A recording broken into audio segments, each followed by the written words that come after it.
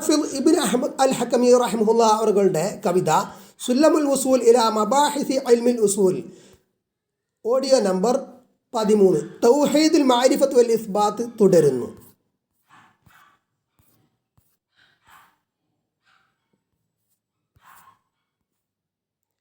വകുല്ലു മാ ലഹു മിനസ് സിഫാത്തി അസ്ബതഹാ ഫീ മുഹ്കമിൽ ആയാതി ഔ സഹ്ഹ ഫീമാ ഖാലഹു റസൂലു ഫഹഖ്ഖുഹു التسليم والقبول نمرها صريحة كما أتت مع اعتقادنا لما له اقتضت من غير تحريف ولا تعطيل وغير تكييف ولا تمثيل بل قولنا قول أئمة الهدى طوبى لمن بهديهم قد اهتدى وسمى ذا النوع من التوحيد توحيد إثبات بلا ترديد قد أفصح الوحي المبين عنه فالتمس الهدى المنير منه لا تتبع أقوال كل مارد غاب مضل مارق معاند فليس بعد رد ذا التبيان مثقال ذرة من الإيمان വക്കുല്ലു മാലഹു മിനസ് സിഫാത്തി, അള്ളാഹുവിനുള്ള സിഫത്തുകൾ എല്ലാം.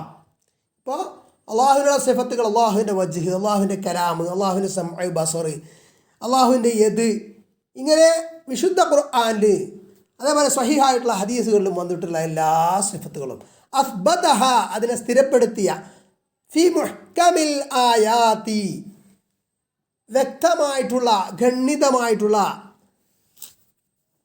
ദൃഢമായിട്ടുള്ള ആയത്തുകളിൽ സ്ഥിരപ്പെട്ടിട്ടുള്ള ഇത്, ഔ അല്ലെങ്കിൽ സ്വഹീഹായിട്ട് വന്നിട്ടുള്ളത് ഫീമാ ഖാലഹു റസൂലു, അള്ളാഹുവിൻ്റെ റസൂൽ സ്വല്ലല്ലാഹു അലൈഹി വസല്ലം പറഞ്ഞിട്ടുള്ളതിൽ സ്വഹീഹായിട്ടുള്ള ഹദീസുകളിൽ വന്നിട്ടുള്ള അള്ളാഹുവിൻ്റെ സിഫത്തുകൾ. ഫഹഖ്ഖുഹു, അപ്പോൾ അതിൻ്റെ ബാധ്യത എന്നതെന്താണ്? അത്തസ്ലീമു, അത് സ്വീകരിക്കലാണ്, അത് കീഴ്പ്പെടലാണ്, അത് അംഗീകരിക്കലാണ്, വൽ ഖബൂലു, സ്വീകരിക്കലുമാണ്. نمرها صريحة كما أتت مع اعتقادنا لما له اقتضت. نمرها, അതിനെ നമ്മൾ നടത്തിക്കുന്നു, അല്ലെങ്കിൽ അതിനെ നമ്മൾ കൈമാറുന്നു. സ്വരീഹത്തൻ, വ്യക്തമായിട്ട് അത് പാസ് ചെയ്യുന്നു. കമ അതത്, അത് വന്നതുപോലെ.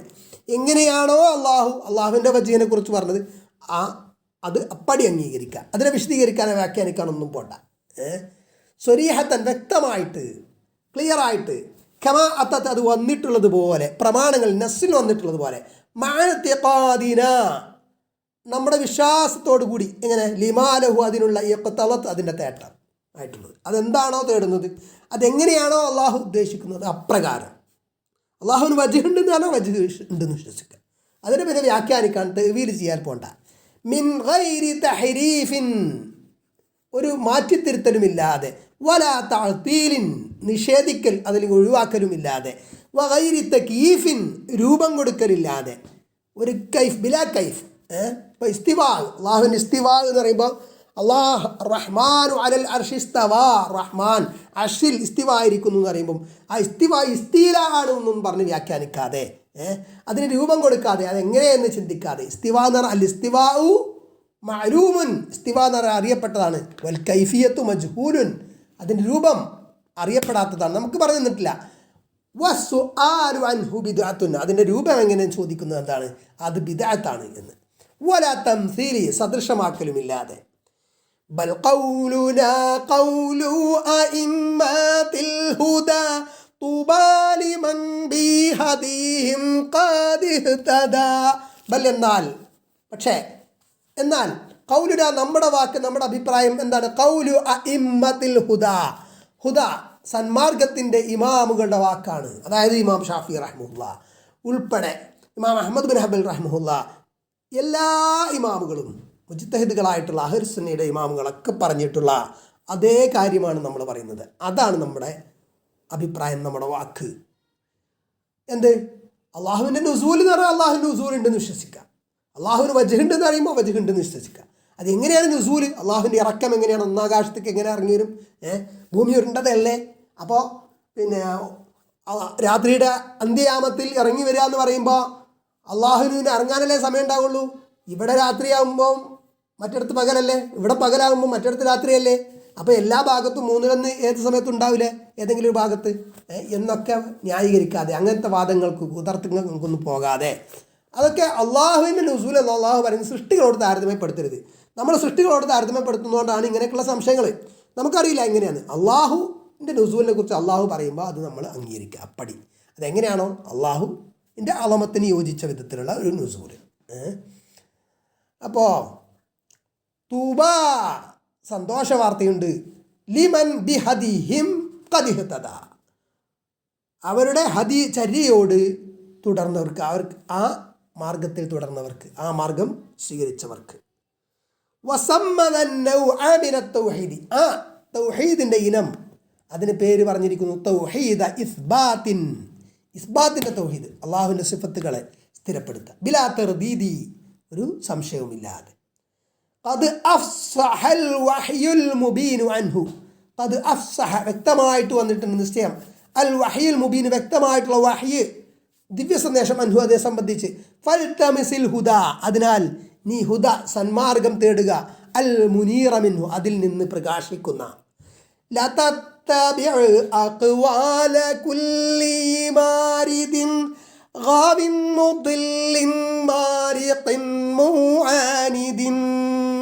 ലതത്തബിഉ, നീ പിന്തുടരേണ്ട, അഖ്വാല കുല്ലി മാരിദിൻ എല്ലാ മുരടന്മാരുടെ അക്വാലുകൾ, അഭിപ്രായങ്ങളെ, ഗാവിൻ വഴിപിഴപ്പിക്കുന്നവരുടെ, വഴിപിഴച്ചവരുടെ, മുദില്ലിൻ വഴിപിഴപ്പിക്കുന്നവരുടെ, മാരിഖിൻ സത്യനിഷേധികളുടെ, മുആനിദിൻ ധിക്കാരികളുടെ, അങ്ങനെയുള്ളവരുടെ ഒന്നും വാക്കുകൾ നീ പിന്തുടരേണ്ട. ഫലൈസ ബഅദഹാ റദ്ദിദത്തിബിയാനി മിസ്ഖാലു ദർവത്തിൻ മിനൽ ഈമാനി. അപ്പോൾ അങ്ങനെ വ്യക്തമായിട്ട് വന്ന ശേഷം അതിനെ ഖണ്ഡിക്കുന്നവർ, അതിനുശേഷം എന്തില്ല? അണുമണിത്തൂക്കം ഈമാനില്ല എന്ന്. അപ്പോൾ ഒരാൾക്ക് കൃത്യമായിട്ട് ഹുജ്ജത്ത് ബോധ്യപ്പെട്ടിട്ടും അള്ളാഹുവിൻ്റെ സിഫത്തുകളെ അംഗീകരിക്കാതിരിക്കുകയോ അതിനെ ദുർവ്യാഖ്യാനിക്കുകയോ ഒക്കെ ചെയ്ത്, അല്ലെങ്കിൽ അതിനെ വ്യാഖ്യാനിക്കാൻ പോവുകയോ അതിനെ തംസീലാക്കുകയോ ഒക്കെ ചെയ്താൽ അവന് ഈമാനില്ല എന്നതാണ്. അപ്പോൾ അഹ്ലുസുന്നയുടെ മാർഗം എന്താണ്?